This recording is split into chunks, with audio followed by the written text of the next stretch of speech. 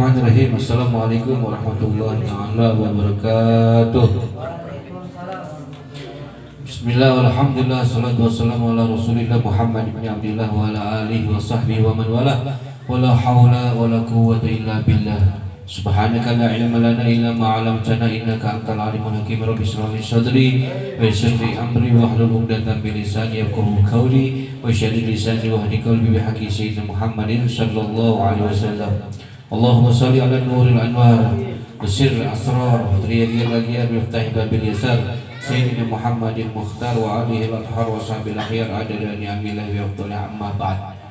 Hadratul Mukarram wal Muhtaram yang sama-sama kita hormati, bil khusus daripada majelis Khadimul Majlis Sababul Mustafa Fadilatul Ustaz Muhammad Daud Muslim beserta keluarganya, matangul bitul hayat syarifah, kita doakan mudah-mudahan guru kita bersama, semoga Allah Subhanahu wa taala insyaallah panjangkan umurnya, kesehatan badan jasmani rohaninya, Allah kabulkan hajat dan keinginannya, dan Allah selalu menangkan dalam perjuangannya. Amin ya Allah ya rabbal alamin. Begitu juga yang sama-sama kita hormati tamu kita yang Badrul Ustaz Hasan dan jamaahnya Nurul Kasat, kita doakan mudah-mudahan senantiasa Allah panjangkan umurnya, Allah angkat macam penyakitnya, penyakit zahir ataupun batin, dan semoga penyakitnya digantikan oleh Allah Subhanahu wa taala dengan kesembuhan yang sempurna. Amin ya Allah ya rabbal alamin. Hadirin hadirat, pemuda-pemudi yang dirahmati oleh Allah Subhanahu wa taala. Alhamdulillah, puji-puji syukur atas Allah Subhanahu wa taala. Ya alhamdulillah, pada kesempatan malam hari ini kita masih bisa berkumpul di tempat yang mulia. Kita masih bisa berkumpul ke istiqomahan kita di setiap malam Selasanya. Yang mudah-mudahan lihat langkah duduk kita pada malam hari ini, tidaklah kita pulang keluar rumah ini kecuali Allah Subhanahu wa taala ampuni seluruh dosa-dosa kita. Tidaklah kita beranjak daripada tempat ini kecuali Allah Subhanahu wa taala kabulkan hajat dan keinginan kita. Tidaklah kita pulang ke rumah kecuali Allah Subhanahu wa taala angkat penyakit yang ada dalam diri kita, penyakit yang ada dalam diri kedua orang tua kita, penyakit yang ada di keluarga kita, Allah gantikan penyakit tersebut dengan kesembuhan yang sempurna. Amin ya rabbal alamin. Salawat serta salam tak lupa juga kita haturkan kepada junjungan alam Nabi besar Muhammad sallallahu alaihi wasallam, yang mudah-mudahan berkumpulnya kita pada malam hari ini, memujinya kita melalui daripada burdah Allah Subhanahu wa taala, kumpulkan kita semua dan bisa melihat wajah indah baginda Nabi Muhammad sallallahu alaihi wasallam. Ma'asyiral muslimin rahimakumullah, tadi telah banyak kita dengar keutamaan daripada yang namanya bulan Rajab, keutamaan yang kita bisa ambil hikmah daripada sholat yang 5 waktu, keimanan kita, keyakinan kita, ditambah lagi pada bulan ini. Pada malam hari ini sedikit akan mengupas daripada kitab Nasaihul Ibad yang dikatakan oleh Imam Hasan al-Basri. Qala anil Hasan al-Basri, inna fasadul qalbi an sitatil asya. Sesungguhnya rusaknya hati kita itu dengan 6 perkara. Kenapa? Hati adalah segala-galanya. Di dalam hadis Arba'in Nawawi dikatakan inna fil jasadi mudghah. Sesungguhnya dalam hati itu, di dalam badan kita ada segumpal daging. Idza saluhat jasadu uluh wa idza fasadat duluh ala wahya qalbu. Apabila daging tersebut itu rusak atau baik, maka baik seluruh anggota badan kita. Dan apabila daging itu rusak, maka seluruh amaliyah kita rusak. Ala wahya qalbu, kata Nabi, itu adalah hati. Yang pertama kali kita harus dekat dengan hati kita. Makanya sholat itu ada yang namanya sholat batin sama sholat dohir. Berapa banyak di antara kita yang sholat cuma dohirnya doang, yang ruku, sujud dan sebagainya, tapi batinnya kemana-mana. Kita sholat ingat pekerjaan kita sholat ingat ini ingat itu. Makanya dalam sholat itu mujarab, ketika kita hilang sesuatu, sholat insya Allah akan ketemu. Benar, coba aja kalau nggak percaya. Apapun itu jenis, apapun kehilangan, ketika kita sholat masih ingat, itu digoda oleh syaitan. Makanya sholat yang namanya harus dohir sama batin, hatinya. Berapa banyak di antara diri kita ada kalanya dohirnya bagus, ada batinnya busuk, munafik dan sebagainya. Oleh karena itu, ya, bersihkan dulu hati kita, karena dilihat daripada Allah Subhanahu wa taala bukan sholat kita, bukan puasa kita, bukan perangai kita, akan tapi dilihat hatinya, bersih hatinya. para habaib, para ulama mendapatkan karomah yang sangat mulia di sisi Allah Subhanahu wa taala, bukan karena banyak sholatnya, bukan karena banyak daripada puasanya, akan tapi bersih daripada hatinya. Di antaranya kita tidak boleh sudut sama orang, udah husnudun saja. Sekalipun di depan mata kita ada kemungkaran ataupun yang tidak enak, kita husnudun saja, nggak usah yang namanya kita sudut terhadap orang lain. Bahkan jadikan diri kita itu lebih rusak, lebih jelek daripada orang lain. Diri kita lah yang lebih rusak daripada orang lain. Kalau diri kita menganggap diri kita lebih baik, maka kita sombong. Oleh karena itu semua sombong, kibir, ujub, sum'ah itu adalah penyakit hati. Apabila hati kita dipenuhi dengan kotoran penyakit-penyakit tersebut, maka hati kita akan menjadi gelap. Makanya Imam Hasan Basri mengatakan bahwasanya sesungguhnya rusaknya hati, gelapnya hati itu terbagi menjadi 6 bagian. Penyebab daripada hati kita mati itu ada 6 perkara. Yang pertama, yujnibuna biroja'it taubah. Dia selalu berdosa kepada Allah, bermaksiat kepada Allah, akan tapi dia selalu mengharapkan yang namanya tobat kepada Allah. Antara saya mau bermaksiat dulu, saya minuman dulu, saya begini dulu, ntar gue terima tobat sama Allah. Itu apa? Mengharap tobat kepada Allah, tapi maksiat jalan. Sholat maksiat jalan. Berarti sholat apa taubatnya bukan taubat nasuha, tapi taubat sambel. Ya, ketika kita bermaksiat selalu bermaksiat dulu, tapi juga diampuni sama Allah lah. Emang kapan umur kita sampai atas? Siapa tahu ketika kita yang namanya melakukan maksiat dicabut oleh Allah Subhanahu wa taala jadi sul khotimah. Oleh karena itu jangan selalu berharap ketika bermaksiat selalu bermaksiat terus selalu akan diampuni oleh Allah Subhanahu wa taala. Ngulang lagi. Kalau emang mau tobat beneran. Itu yang menyebabkan daripada hati kita mati.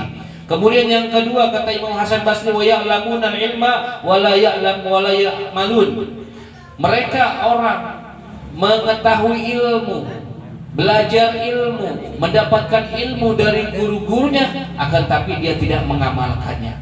Ingat, orang yang mendapatkan ilmu tetapi dia tidak mengamalkannya, fa'alimun bi ilmihi lam ya'malan mu'adzabun min qabli ubadil wasat. Di dalam Jubat mengatakan fa'alimun bi ilmi, siapa orang yang mengetahui ilmu apapun itu jenisnya, wabil khusus ilmu agama. Fa'alimun bi ilmi lam ya'malan, dia tidak mengamalkan ilmunya, mu'adzabun min qabli ubadil wasat, dia akan diadab sebelum daripada Abu Jahal, Abu Lahab, Fir'aun dan sebagainya. Kita dulu yang punya ilmu berat. Kalau gitu mah nggak usah tahu, usah belajar. Lebih parah lagi itu. Udah mah bahlul nggak mau belajar. Itu dosanya dosanya dua. Dia nggak mau belajar dan dosa daripada dia orang bahlul. Makanya tetap kita mendapatkan ilmu sedikit kita amalkan. Kata Ustadz bahwasanya kalau minum makan harus pakai tangan kanan, gunakan. Itu berarti mengamalkan ilmu. Itu mengamalkan ilmu. Makanya kalau orang mendapatkan ilmu dia tidak mengamalkan, maka hatinya bisa menjadi gelap. Yang ketiga, wa idza amilu lam yukhlisu, apabila dia berbuat amal, berbuat ilmu tersebut apapun jenis itu amal, maka dia tidak ikhlas. Kan saya mah ini yang sound system yang bagus kan saya. Kalau nggak saya, siapa lagi coba? Nggak ikhlas ujung-ujungnya. Jadi ikhlas. Kan aku saya yang beli, diomongin mulu. Ya, ikhlas itu nggak usah diomongin, saya mah ikhlas ngasih sekian, saya mah ikhlas nggak usah, cukup di hati hanya diri kita sama Allah Subhanahu wa taala, apapun itu jenisnya. Bahkan dikatakannya ketika kita menyumbang apapun, kita mau memberikan apapun, jangan sampai tangan kiri tahu itu. Yang penting ikhlas. Semua itu ikhlas. Kita datang ke sini ikhlas karena Allah Subhanahu wa taala, bukan karena yang lain. Ya, apapun itu jenis amaliyah kita, maka kalau kita ikhlas, insya Allah Allah akan ganti. Kemudian yang selanjutnya yang keempat, wa yaquluna rizqullah wa la yashkurun. Mereka memakan rezeki-rezekinya Allah Subhanahu wa taala, diberikan rezeki oleh Allah Subhanahu wa taala apapun itu jenisnya. Rezeki itu bukan duit saja, kesehatan kita rezeki, duduknya kita di sini rezeki dari Allah Subhanahu wa taala. Kalau bukan rezeki enggak akan bisa kita duduk di sini.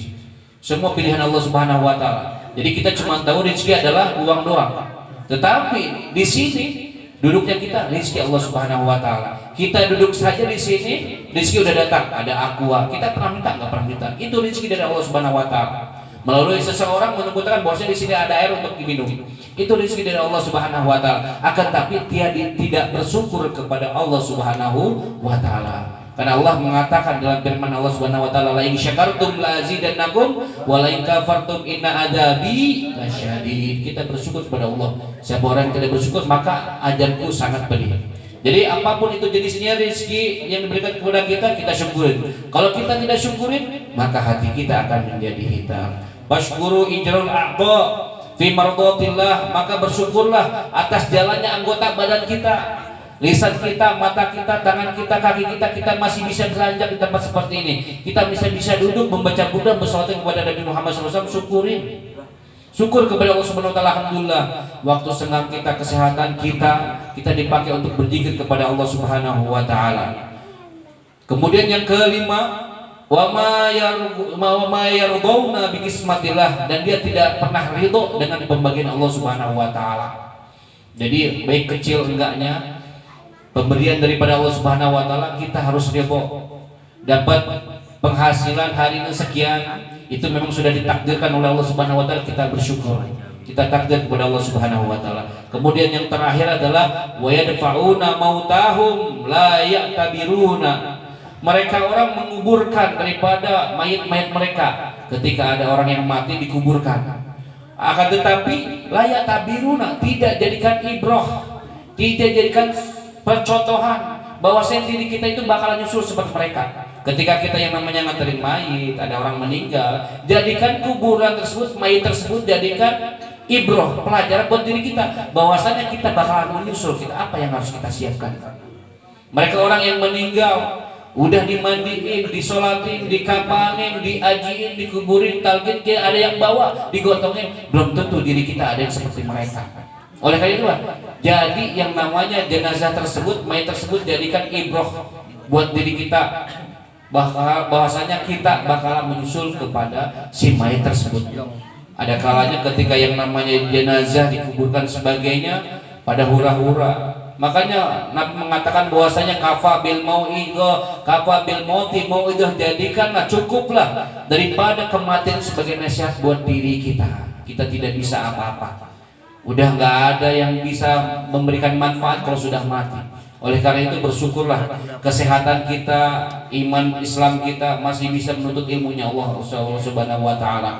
Kita semua termasuk daripada pilihan Allah Subhanahu wa taala. Mudah-mudahan yang sedikit ini bermanfaat bagi diri kita semua, dan semoga diri kita mendapatkan ilmu, kita bisa mengamalkan, dan semoga Allah Subhanahu wa taala selalu berikan taufik dan hidayahnya kepada diri kita. Semoga Allah Subhanahu wa taala mudahkan anggota badan kita untuk beribadah kepada Allah Subhanahu wa taala. Apabila di antara diri kita yang punya masalah, Allah tunaikan daripada masalahnya. Apabila di antara diri kita punya hajat, Allah kabulkan daripada hajatnya. Apabila di antara diri kita, keluarga kita sedang penyakit, Allah angkat penyakitnya dan Allah sembuhkan daripada penyakit. Dan apabila di antara diri kita yang lagi galau, semoga galaunya hilang. Amin. Dan apabila yang mempunyai apapun itu jenisnya, yang pengen punya pacar, langsung nikah, insya Allah kabulkan semuanya. Dan mudah-mudahan apabila di antara diri kita yang punya pacar, Allah putuskan pacarnya. Rabbi fatfahna bi barakatihim wa lil husna bi hurmatihim wa aminna fi tariqatihim wa ma'afati minal fitani. Doa fiha subhanakallahumma wa tahfiha salam wa akhiru da'wana alhamdulillahirabbil alamin. Terakhir, pengumuman daripada Majelis Nurul Kasyaf bahwasanya akan mengadakan milad yang kesekian, yang kedua tahun. Masih bau kencur ya, masih menata sedikit-sedikit ya kan, sedikit-sedikit jadi bukit. Iya. Insya Allah yang akan diadakan tanggal 26 Februari di Bojonggede. Ya, Majelis Nurul Kasyaf yang ketiga, Nurul Kasyaf 3 akan mengadakan milad yang kedua tahun di Bojonggede tanggal 26 Februari, yang insya Allah akan dihadiri oleh para habaib dan alim ulama. Begitu juga insya Allah akan hadiri daripada pimpinan Majelis Syababul Mustafa dan para jamaahnya. Kita ramaikan, kita biarkan, kita siarkan, kita hadiri insya Allah. Bila taufiq wal hidayah. Assalamualaikum warahmatullahi wabarakatuh.